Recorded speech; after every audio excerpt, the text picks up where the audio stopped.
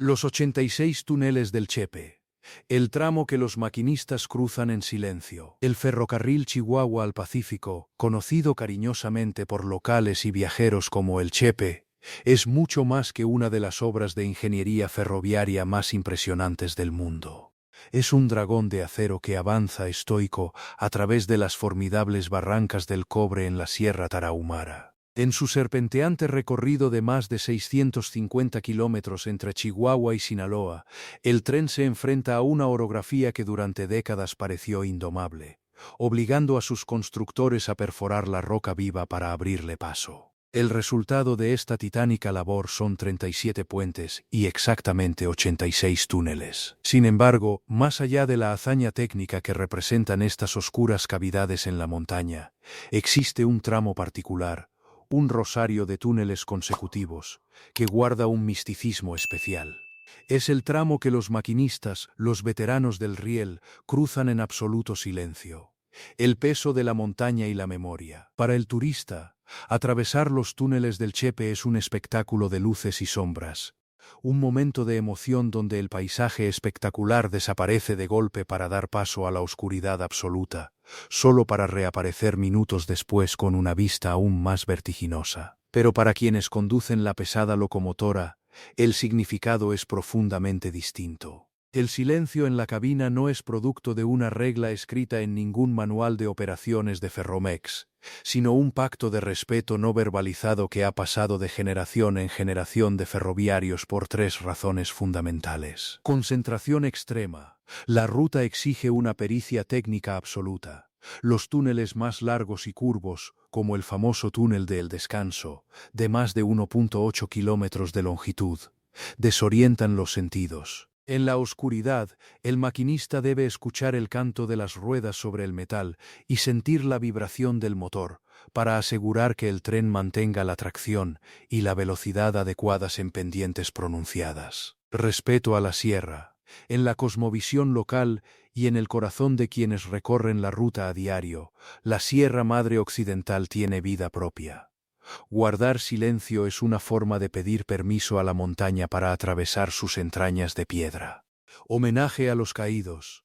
La construcción del ferrocarril tomó cerca de 90 años, desde los primeros trazos a finales del siglo XIX hasta su inauguración en 1961. Cientos de trabajadores perdieron la vida dinamitando la roca, asfixiados por el polvo o cayendo a los abismos. El silencio es un minuto de respeto perpetuo por aquellos que dejaron su último aliento en la oscuridad de esos túneles. Y fueron 1.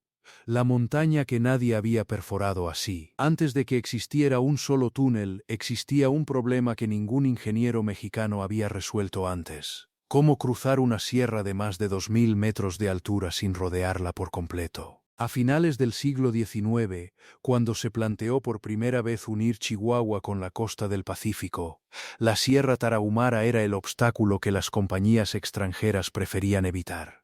No por falta de interés en el proyecto, por la magnitud del riesgo. La roca de la región era en buena parte de origen volcánico, irregular, propensa a derrumbes que ningún estudio previo podía anticipar con precisión. No existía maquinaria en México capaz de perforar a esa escala.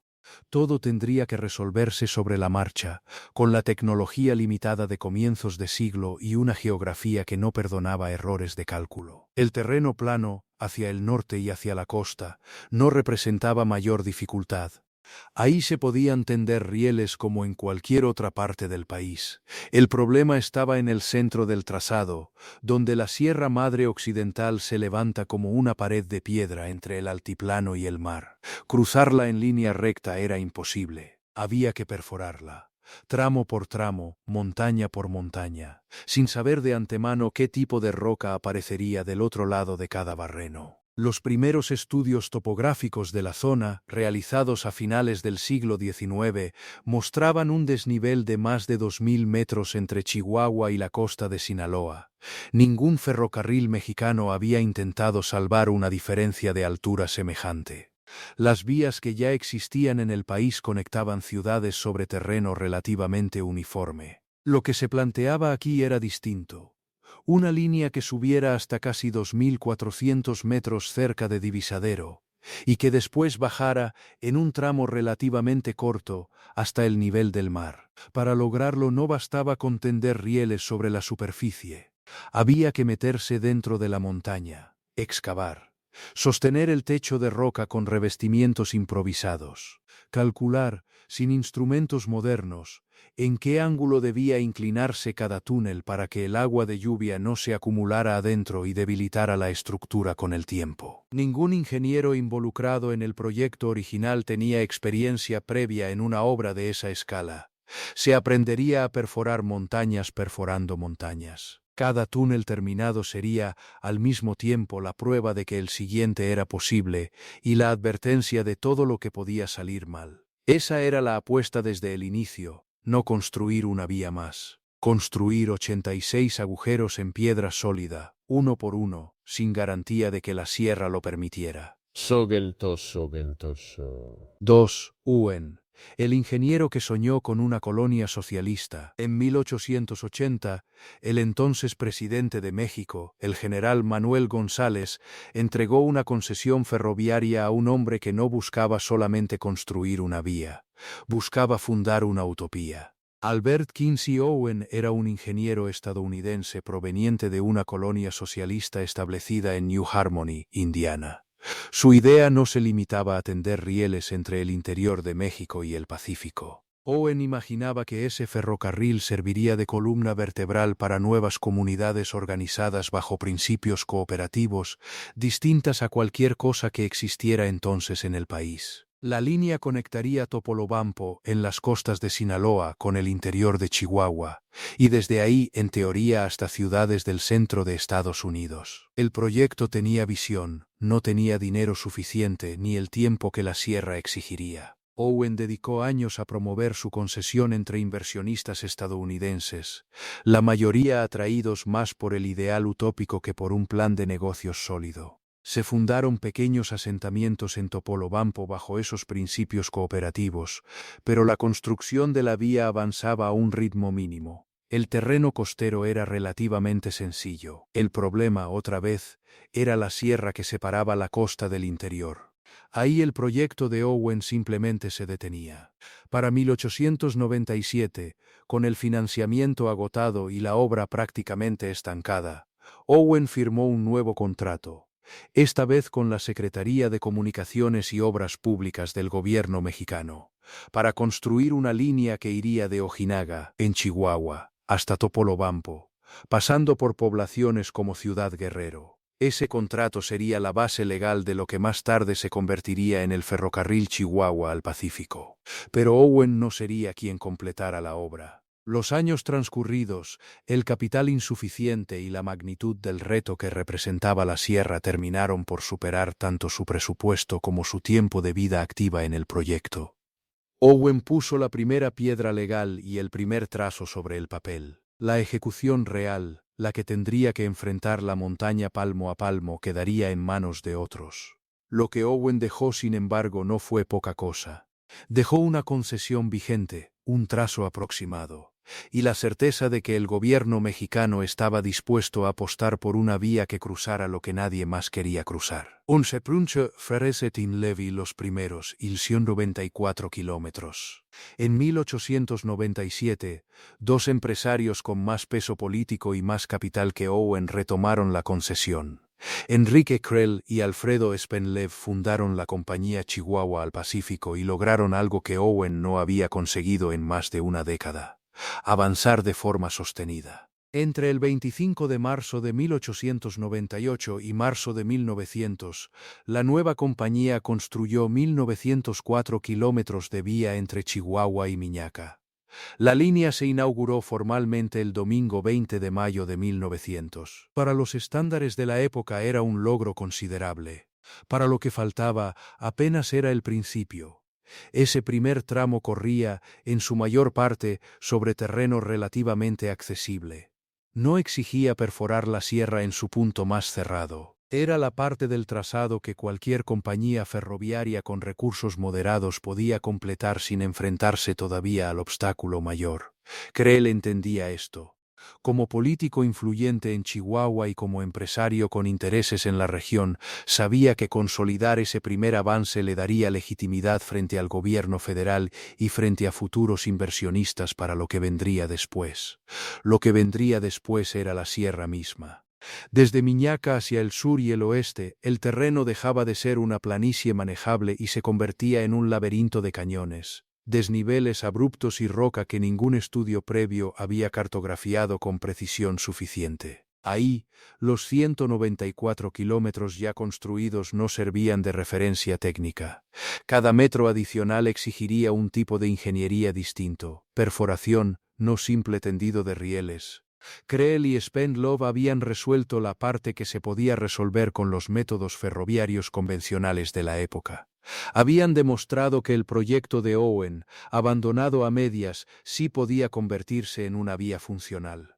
Pero también habían llegado, sin saberlo del todo, al límite de lo que su compañía podía lograr sola. El verdadero desafío, la sierra que subía hasta casi 2.400 metros y que debía perforarse en más de 80 puntos distintos, seguía intacto frente a ellos. Ese sería el problema que heredaría la siguiente compañía en tomar la concesión. 4. La guerra de las concesiones. Kansas City entra al negocio. Para el año 1900, una empresa estadounidense con más capital que cualquiera de sus predecesoras tomó el control de buena parte de la construcción. Kansas City, Mexico and Orient Railway extendió la vía desde Ojinaga hasta Creel por el lado de Chihuahua y desde Topolobampo hacia el interior por el lado de Sinaloa. La estrategia era clara: avanzar desde ambos extremos, hacia el centro, hasta que las dos puntas de riel se encontraran en algún lugar de la sierra. Era una apuesta lógica. Dividir el problema en dos frentes de trabajo simultáneos reducía el tiempo total de construcción. Pero significaba también que el tramo más difícil de toda la ruta, el corazón mismo de la Sierra Tarahumara, quedaría para el final, cuando ambos equipos se encontraran de frente con la parte de la montaña que ninguno de los dos había querido tocar primero. La empresa invirtió capital considerable en maquinaria, mano de obra y estudios topográficos. Durante la primera década del siglo XX, el avance fue constante, aunque lento. Kilómetro por kilómetro, la vía se acercaba a la zona donde perforar túneles dejaría de ser una opción ocasional y se convertiría en la única forma de continuar. El 20 de noviembre de 1910, todo ese avance quedó en pausa. Francisco I. Madero proclamó el Plan de San Luis, dando inicio a la Revolución Mexicana contra la dictadura de Porfirio Díaz, quien había gobernado el país durante 31 años consecutivos. Lo que comenzó como un levantamiento político se transformó en una guerra civil que se extendería una década completa, con más de 1 millón de muertos, cerca del 8% de la población total del país en ese momento. Para una empresa extranjera con capital invertido en una obra de ingeniería de gran escala, la guerra civil representaba el peor escenario posible. Las vías de comunicación se volvieron objetivo militar, el transporte de materiales se volvió incierto, la mano de obra disponible se redujo drásticamente, porque muchos de los hombres que habrían trabajado en la perforación de túneles se sumaron, de un bando o de otro, al conflicto armado. Kansas City, México and Orient Railway había logrado avanzar más que ninguna compañía anterior, pero se topó con un obstáculo que ninguna ingeniería podía resolver: un país entero convertido en campo de batalla. Sunpushing. 5. Cumbre. El primer gran túnel y la primera gran lección. Entre los primeros túneles perforados en toda la ruta hubo uno que se convertiría en referencia técnica para todo lo que vendría después. El túnel de Cumbre, de más de 1,160 metros de longitud, fue durante años el más largo de la línea. Perforarlo exigió resolver, por primera vez en el proyecto, problemas que no tenían precedente en la ingeniería ferroviaria mexicana. La roca de esa sección de la sierra no era uniforme. Cambiaba de dureza cada pocos metros, obligando a los ingenieros a ajustar constantemente el método de excavación. Donde la piedra era más blanda, el riesgo de derrumbe aumentaba. Donde era más dura, el avance se volvía extremadamente lento, y cada metro adicional representaba semanas de trabajo con explosivos y herramientas manuales. Cumbre no era solamente un túnel más en la lista. Era el laboratorio donde se probaron las técnicas que después se replicarían, con variaciones, en los otros 85. Ahí se aprendió cómo calcular la inclinación correcta para evacuar el agua de lluvia.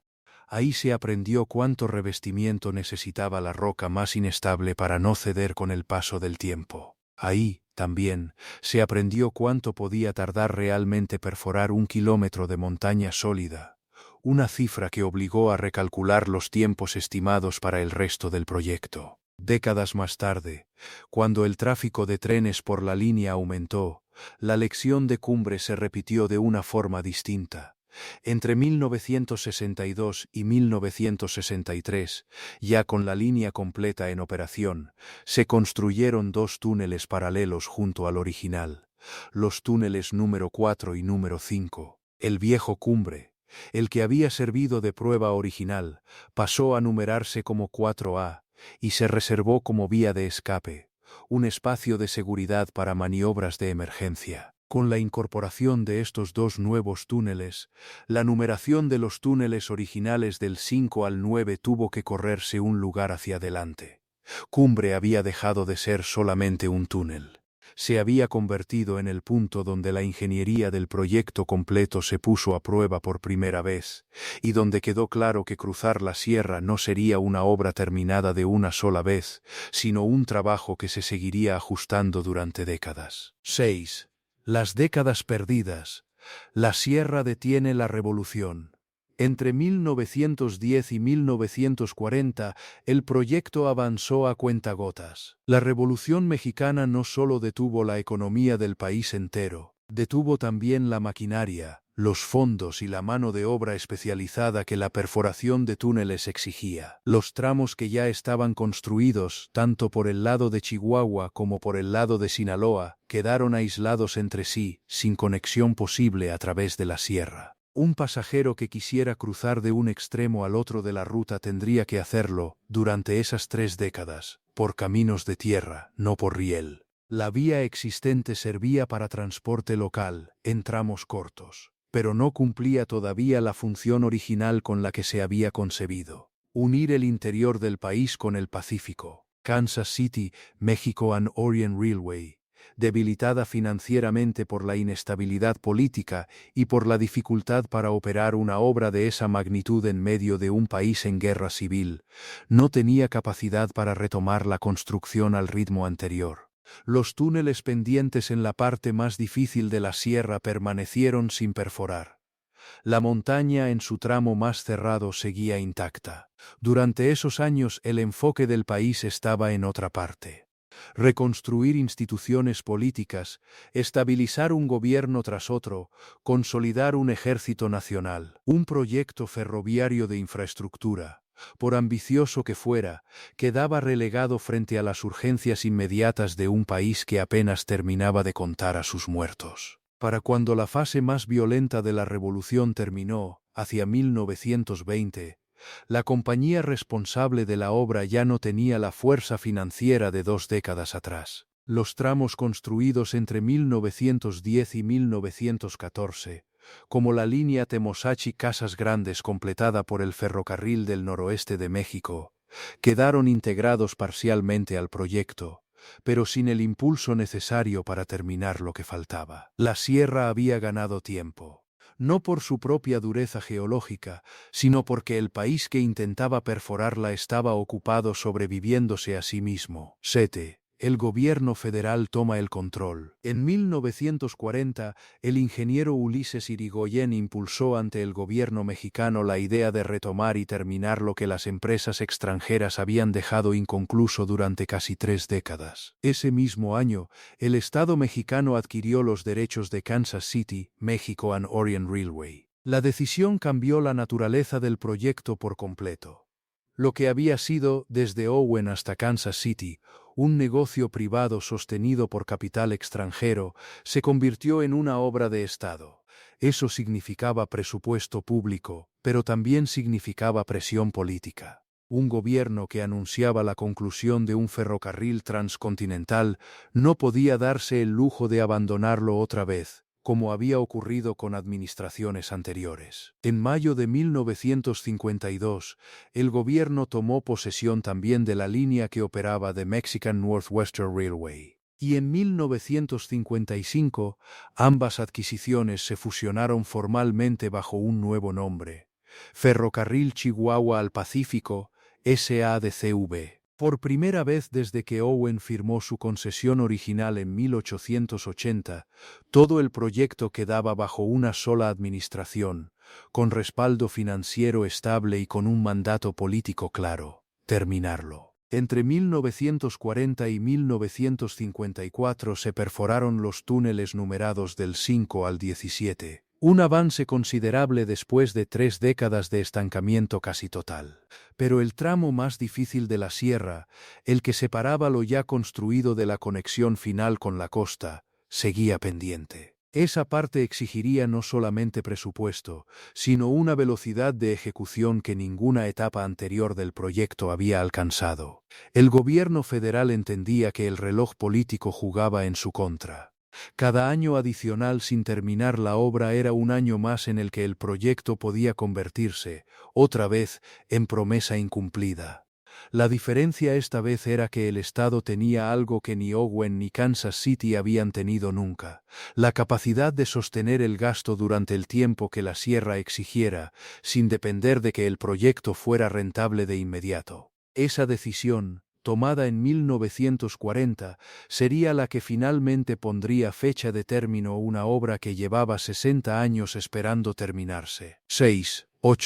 1961. La carrera final contra la montaña. Entre 1954 y 1961 se perforó la mayoría de los túneles que hoy cruza el tren. Fue el tramo de construcción más intenso de toda la historia del proyecto, concentrado en apenas 7 años, después de más de medio siglo de avances y retrocesos. La presión era doble. Por un lado, técnica. La parte de la sierra que quedaba por perforar era, precisamente, la más cerrada y la más impredecible de toda la ruta. Por otro lado, política. El gobierno había comprometido públicamente la conclusión del proyecto, y cada retraso adicional se convertía en un costo que el Estado no estaba dispuesto a seguir absorbiendo indefinidamente. Varios de los túneles construidos en esta última etapa tuvieron que perforarse incluso después de que la vía ya estuviera en operación parcial, cuando ciertos tramos comenzaron a sufrir derrumbes que la vía original no había anticipado. A esas estructuras se les llamó túneles falsos. No se excavan en la roca como los demás, sino que se construyen por encima de la vía, a manera de cubierta protectora, para evitar que la tierra suelta de la ladera caiga directamente sobre los rieles. 17 de los 86 túneles de toda la ruta son de este tipo, construidos como respuesta a problemas que solo se manifestaron una vez que el tren ya circulaba. La cifra final, 86 túneles, quedó registrada oficialmente en noviembre de 1961, el mes en que se inauguró la línea completa. No fue un número decidido de antemano. Fue el resultado acumulado de 60 años de construcción intermitente, de decisiones tomadas por administraciones distintas, bajo circunstancias políticas y económicas completamente diferentes entre sí. Ningún ingeniero, en 1898, cuando Krell y Spendlove inauguraron los primeros 194 kilómetros, podría haber anticipado esa cifra final. Con la conexión de los últimos tramos entre Krell y San Pedro, en Sinaloa, dos líneas que habían avanzado por separado durante más de medio siglo finalmente se unieron en un solo trazado continuo, desde Chihuahua hasta Los Mochis, sin interrupción. Lo que Owen había imaginado en 1880 como parte de una utopía cooperativa se convertía, 81 años después, en una vía operativa, con 86 túneles y 37 puentes sosteniendo cada kilómetro del recorrido. El Descanso, el túnel más largo de México. Entre los 86 túneles de la ruta, uno se llevó un título que ningún otro túnel ferroviario del país ostentaba hasta entonces: el más extenso jamás construido en territorio mexicano. El Descanso, con 1,840 metros de longitud, superaba incluso al histórico Cumbre. Cruzarlo en locomotora significaba varios minutos completos de oscuridad total, sin ningún punto de referencia visual, guiándose únicamente por el trazado que los ingenieros habían calculado décadas atrás sobre el papel. Para los maquinistas de la época, acostumbrados a operar con visibilidad directa en la mayoría de los tramos del país, el descanso representaba un tipo de conducción distinto. Había que confiar por completo en la velocidad calculada, en la memoria del trazado, en la certeza de que la vía frente a ellos, aunque invisible, seguía siendo la misma que habían recorrido la vez anterior. Construir un túnel de esa longitud en la roca irregular de la Sierra Tarahumara representó semanas adicionales de trabajo respecto a los túneles más cortos de la ruta. El revestimiento interior tuvo que reforzarse en tramos donde la roca mostraba signos de humedad constante, un problema recurrente en la región debido a las filtraciones de agua durante la temporada de lluvias. Cada metro adicional de túnel significaba también un metro adicional de mantenimiento futuro, algo que los ingenieros de la época ya contemplaban al diseñar la inclinación interna de la estructura. El descanso, junto con Cumbre, se convirtió en símbolo de lo que representaba toda la obra. No un túnel más entre 86, la prueba física de que la sierra en su punto más exigente sí podía cruzarse, y de que la vía no dependía de rodear los obstáculos más difíciles, sino de atravesarlos directamente. Hoy, más de 60 años después de su construcción, el descanso sigue en funciones. Sigue siendo el túnel más largo de una línea que acumula, entre puentes y túneles, más de 16 kilómetros de estructuras construidas para sostener un tren sobre una montaña que nunca dejó de moverse por debajo de los rieles. El silencio de los maquinistas. Existe un tramo, ya en la operación regular del tren, donde los maquinistas veteranos dejan de conversar con su ayudante. No hay reglamento escrito que lo indique. No aparece en ningún manual oficial de la empresa. Es una costumbre que se transmite de conductor a conductor, según relatan quienes han pasado años en esa cabina. Conviene marcarlo con claridad. Esto es un relato transmitido entre trabajadores ferroviarios, no un dato documentado oficialmente por la empresa. Pero es un relato que se repite, con pocas variaciones, entre distintas generaciones de maquinistas de la línea. En las curvas más cerradas, dentro de los túneles más largos, donde la visibilidad se reduce a lo que alcanzan los faros de la locomotora y donde el radio pierde señal por la profundidad de la roca que rodea la vía, la comunicación entre el maquinista y su ayudante se reduce al mínimo indispensable. Silbatos en los puntos donde la ruta lo exige, señales manuales, breves, precisas, y silencio en todo lo demás. No es superstición sin fundamento práctico.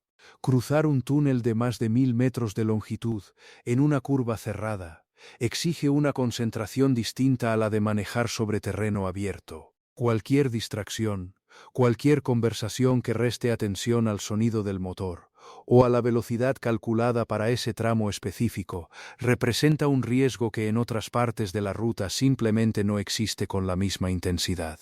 Los maquinistas más jóvenes aprenden esto observando, no leyendo. El conductor veterano deja de hablar al acercarse a ciertos túneles, y el aprendiz, con el tiempo, entiende por qué sin que nadie se lo explique con palabras. Es un oficio que se transmite por repetición, por acompañamiento, por los años que un hombre pasa sentado junto a otro dentro de la misma cabina, cruzando la misma montaña, una y otra vez. 86 túneles perforados a lo largo de 8 décadas de construcción intermitente.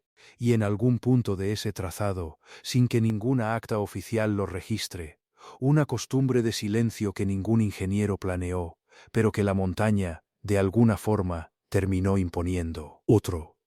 La sierra sigue ahí. Los 86 túneles siguen sosteniendo el mismo trazado que se calculó, tramo por tramo, entre 1898 y 1961, bajo gobiernos distintos, con capital extranjero primero y presupuesto federal después. Ninguno de los hombres que iniciaron el proyecto, ni Owen, ni Creel, ni los ingenieros de Kansas City, Mexico and Orient Railway, llegó a ver la obra terminada. El tren que hoy cruza esa montaña no es el mismo que se imaginó en 1880. Ha cambiado de operador, de nombre, de administración, más de una vez en su historia.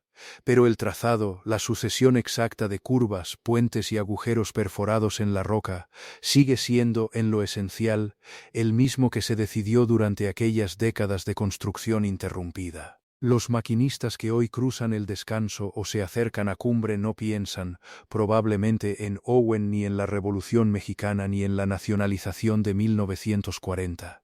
Piensan en la curva que viene, en el túnel que se acerca, en el silencio que la ruta les exige en ese tramo específico. Pero ese silencio, esa costumbre transmitida sin manual, es en sí misma la huella más directa que queda de todo lo que costó abrir esa montaña.